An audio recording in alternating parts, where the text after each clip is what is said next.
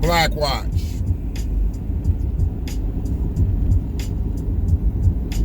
Checking this out. Hopefully you are a subscriber. I think I'm losing subscribers.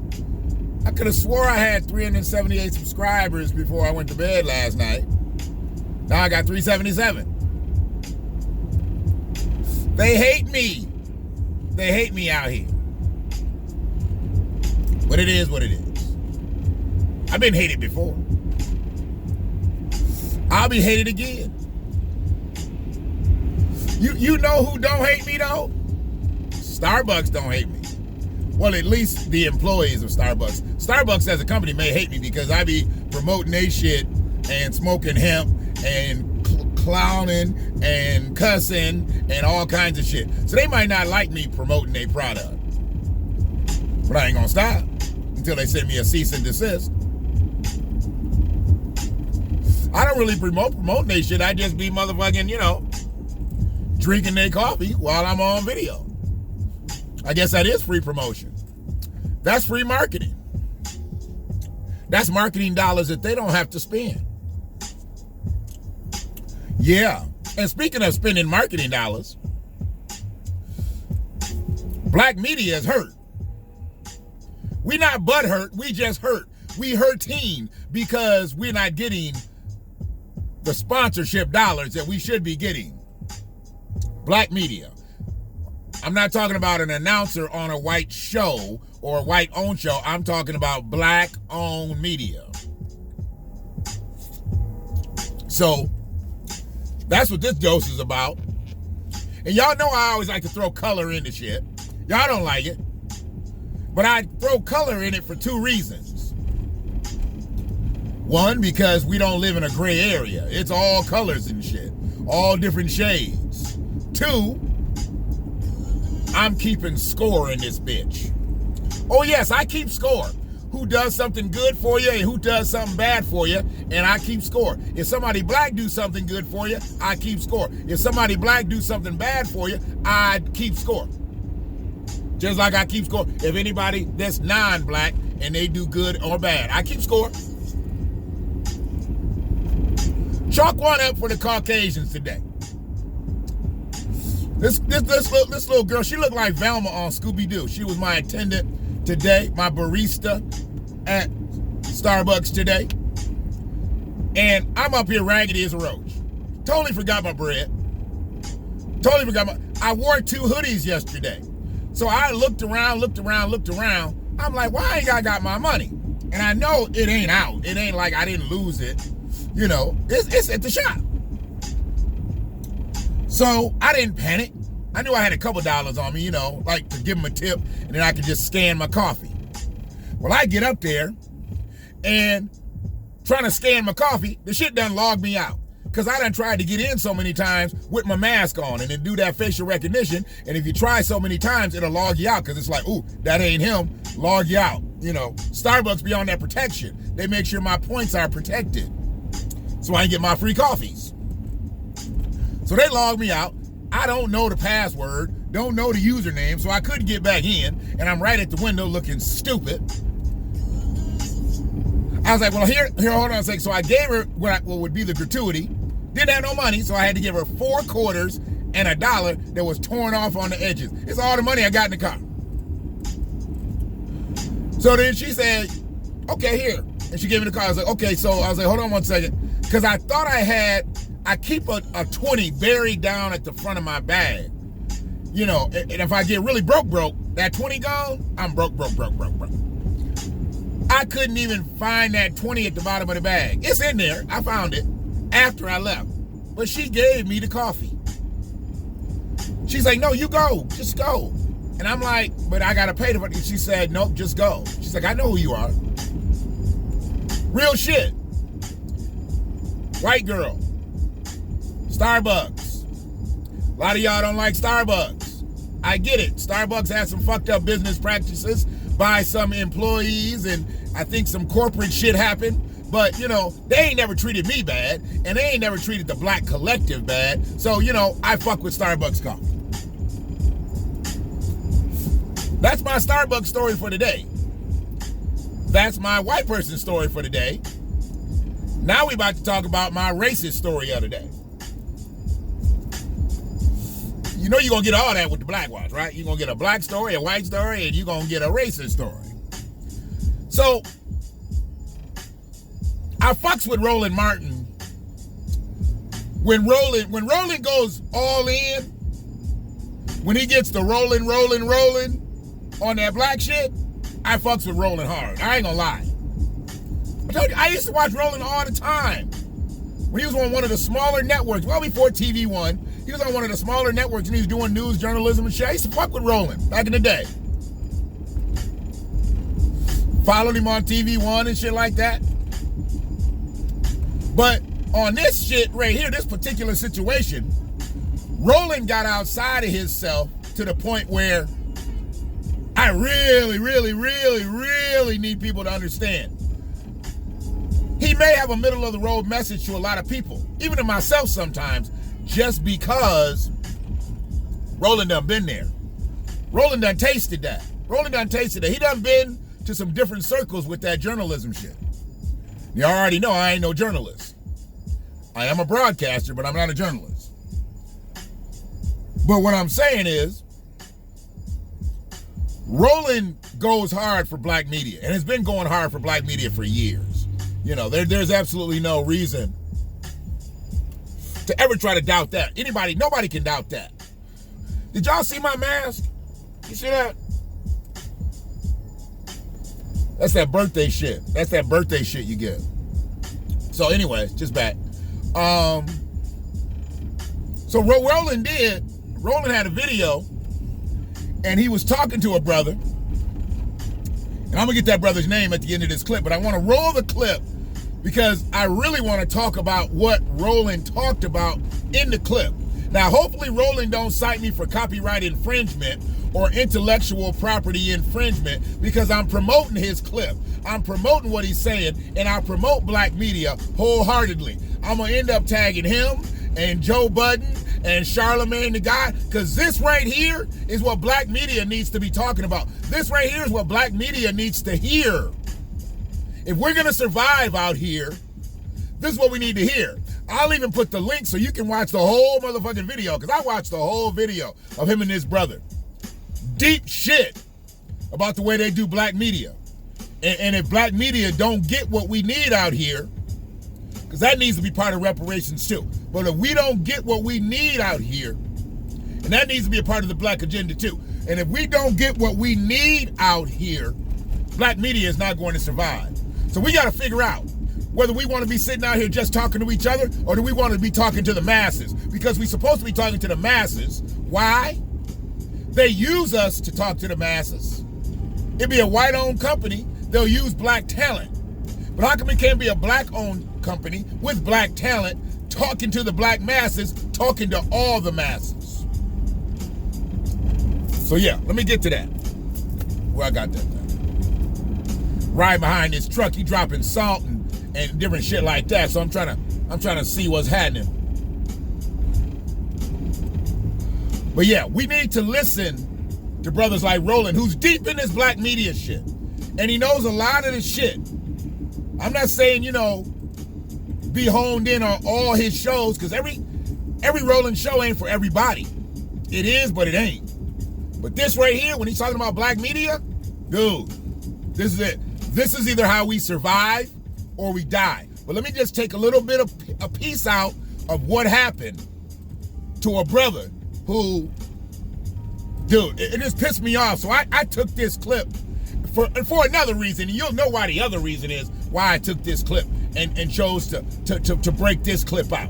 Okay? You'll understand. So let me cut Dilla. And let me get this turned up so you can hear Roland. Roland's voice ain't as loud as mine on the record. Okay, so here we go.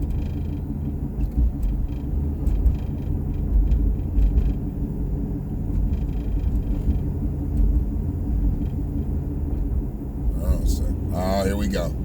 He's doing that fuck shit. Bluetooth went out. You heard Dilla. As soon as I cut Dilla off, then here he go do the fuck shit. When you get to talking about that serious shit, then here you go to fuck shit. Okay, I got you. Joe, you familiar with R.J. Dale? Mm-hmm. Okay. For everybody watching and listening, I'm about to give y'all an example of what Joe is a little different than what Joe is dealing with, but to understand what happens. R.J. Dale, and matter of fact, Ashley, make a note so we can have R.J. Dale on the show later this week to further amplify this. R.J. Dale was in Chicago. R.J. Dale had R.J. Dale advertising. R.J. Dale lands the Illinois lottery contract. Not the black part. He lands the Illinois lottery contract. He lands the prime contract. Okay? That's the equivalent of Joe's firm getting the $4 billion prime army contract. The white, y'all, I was in Chicago at the time. I know R.J. Dale personally. The white ad agency were pissed. How the hell did he do that? They then kept putting pressure on lawmakers and the agency. Audit him. They were angry, Joe. They and I don't use this word. I do not use this word. They essentially were saying, how did this nigga get that contract? Roland! How did he beat us out? Roland! For the contract. You talked about creativity. R.J. Dale recruited Bernie Mac to do the commercials for the Illinois lottery. Bernie Mac. Sales go through the roof. They hounded Dale. They pounded on him, and they pounded and pounded until he lost the contract. Because they said, how dare this nigga get this main contract? And folks need to understand what we're dealing with. They do not want us getting the prime contract. They don't want us getting the subcontract. They want us begging and scrapping and fighting other black agencies and Latino agencies for the 4 or 5 crumbs. That is what you are having to deal with, Joe. All right, so that was Roland Martin. Everybody know that was Roland Martin. Let me get you the proper information. Make sure he gives. Did he give him his? He didn't put him in the credits. But you know what? Here, let's hold on a second. I'll get his name in a second, because he owns his own shit.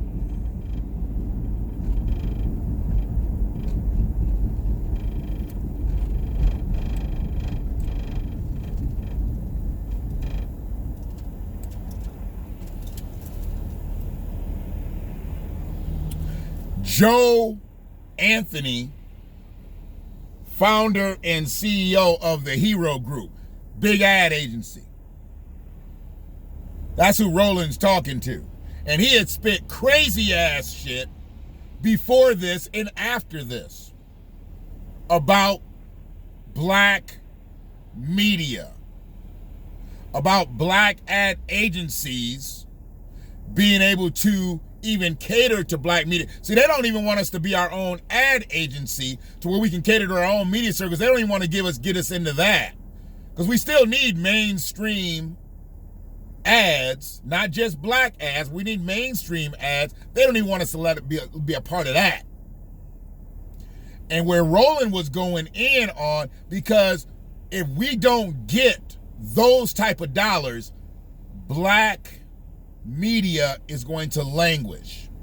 I've already told you, terrestrial radio on its way out. Standard TV on its way out. All this shit is online. Even TV programs, they're going to streaming because it can happen so much faster. They're going to streaming. Now, the quality on some of the stuff is a little bit different, and you can do some of the graphics on some of the stuff when you're doing it in streaming in real time, but some of it you can. There's multi-layers to different shit. I'm not real big into the graphics and all the production shit, but I know that they can do some stuff with streaming live that people can do in just regular sets. They can do it now. And if people don't understand one thing, regular TV, regular radio, they're going out. So if you're going to advertise, you're going to be advertising in a model that it's 24/7, 365, not just for certain programmings, not just for certain day parts. No, your shit'll be running all over the internet. Advertising costs are probably going to go down because you can be at multiple places at one time on multiple different platforms and only have to pay once. Whereas if you advertising your product, you got to sell shit here, you got to sell shit here, you got to sell shit here. And these standard programs, you ain't going to have to do that online. You have to do that online. And people that already do a lot of advertising online, they know. They don't have to do that. Pay for it once and just see it blow up all over the place. Real shit. So,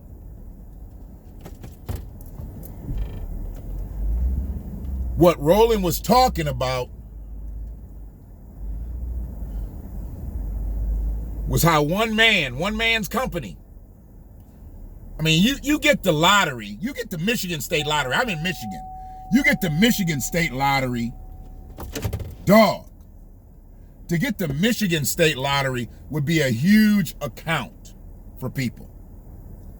For an ad agency. For a black agency, it'd be a life-changing account. For a big ad agency, it's just going to be a big account. But for a black-owned agency, it would be a life-changing account. And knowing that this man had the Illinois State Agency and they basically rolled him into submission to where he lost that account.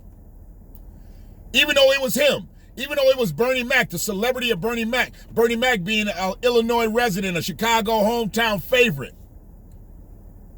Even though all that was going in their favor and they was getting bread, they didn't want him to have that contract. And I salute Roland for having shows like this and bringing things like this to light because everybody ain't doing it. When I talk about black media, people be thinking I be talking on such a small scale. Now I'm talking about all of it. Anytime somebody opens a mic that's black, that's black media. Now it might not be worth a damn, but every now and then you see some real decent content. Put some advertising, some sponsorship behind that real decent content and it can blow the fuck up. Or they fall victim and have to go under somebody else's handle. So they're no longer black media, they're black talent on a white media outlet. And then all the advertising will come to them and they'll pay them a handsome ransom. But they're really not black media anymore. It's just black talent. And so I look at what Roland does with his online media, self-contained. I think we all need to be that until we get to a point where we working together to get a big conglomerate. I've worked for big conglomerates. I know how they work. They don't work for us. We work for them. And I was proud of Roland, and I know he went against his principles. He don't like to say nigga on there. I say nigga all the time. He don't like to say nigga on there, but goddamn, it made me proud when he did that shit. Because that lets me know he is self-contained. Don't nobody own him. Say what you want about him. Say what you want about his messages, but don't nobody own him. Because if somebody owns you, you under contract with somebody, you can't say that. You can't say that. And what he did, he just set himself apart from other people who say they on their own, but they ain't really on their own. You can tell when somebody's on their own. Rolling on his own. I applaud him for what he said. I applaud him for having Joe Anthony on. I applaud Joe Anthony for having a hero group. He understands. If you don't own it, you just own it. Brother Sam Riddle. I'm proud of Roland. Y'all don't see me rocking with him like that all the time, I know. So it's surprising to some of y'all. But when I see the brother say some shit full-throated, I'm going to salute him. When I see him when he rocking, not back and forth, not rocking back and forth, not side to side in it, going straight forward, that's that. I'm coming. I'm going to rock with him. How dare this nigga get this main contract? How dare this nigga get this main contract? To say that, to feel that, is us. That's why I break all this shit up into colors, into shades, because it's not us against them until they make it that. But it is us against them when they have and we don't. We got some ridiculous media personalities out here, and they need to be on their own shit. You're looking at one of them.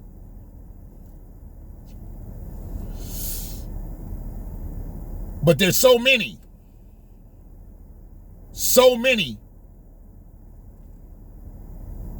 that we'll never all get there.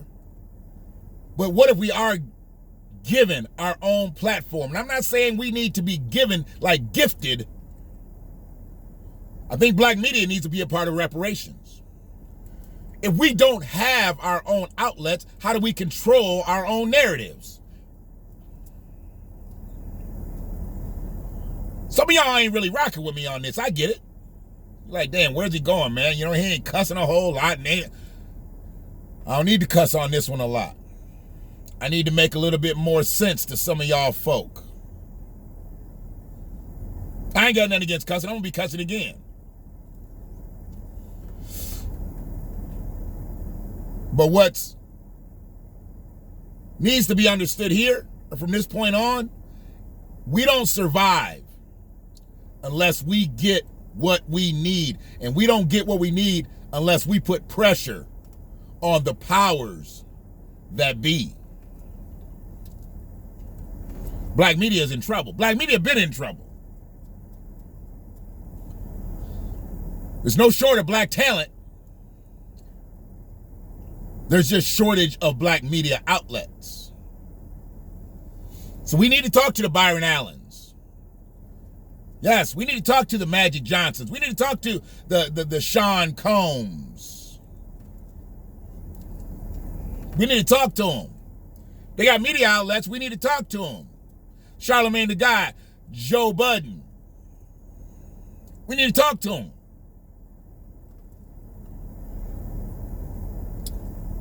Because why are we giving everybody else our talent? And when we give our talent to them, we know we're giving our revenue to them versus putting it out on our own. And going to these ad agencies saying, look, this is what you got. These are the people that you want to market to. Okay, here's your whole lineup. Run with it. And we're not talking about hundreds of thousands. We're not talking about tens of millions. We're talking about billions of dollars of sponsorship, advertising revenue that goes away from black media when it should be coming towards black media. And my only goal in this is at the end, when we all get galvanized, when we all get unified, when we all collect, I want us to be standing strong, and I want somebody, anybody, hell, everybody, to be sitting there saying,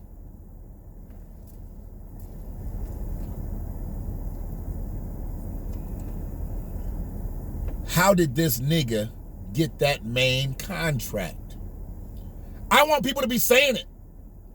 How did this nigga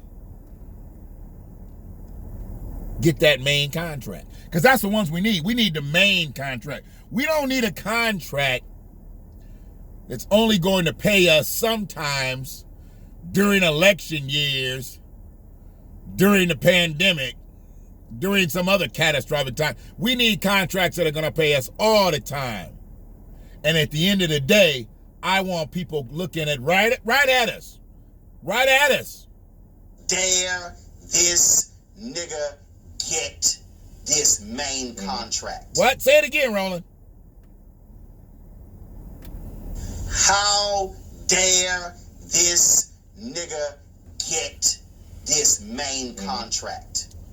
Until you get them to say that, you ain't made a difference in their life.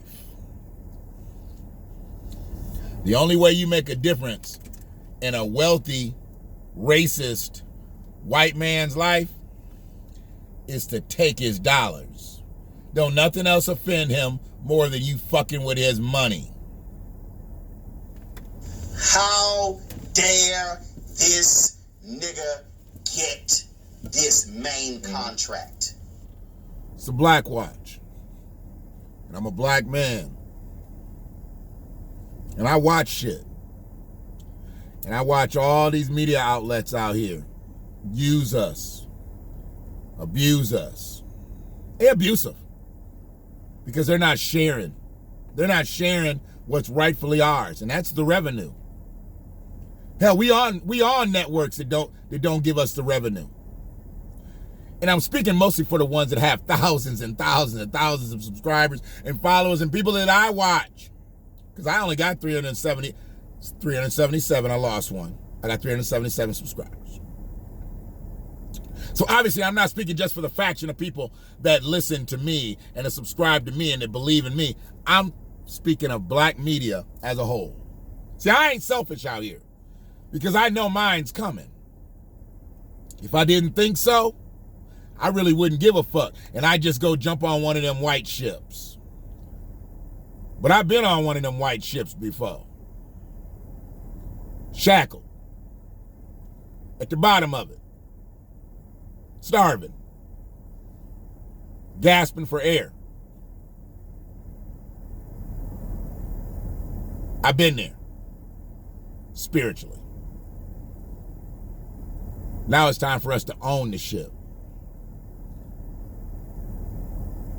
If we don't own the ship, we just on the ship. One love.